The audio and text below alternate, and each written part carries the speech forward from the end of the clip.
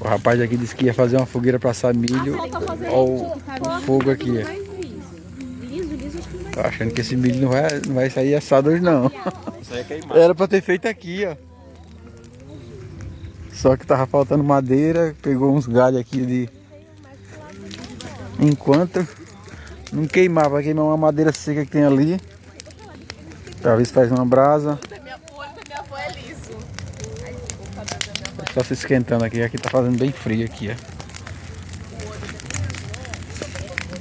Todo mundo na beirada do fogo aqui. Aqui não passa frio não, hein?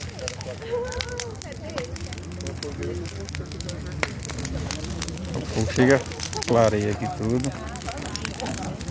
Agora esquentou.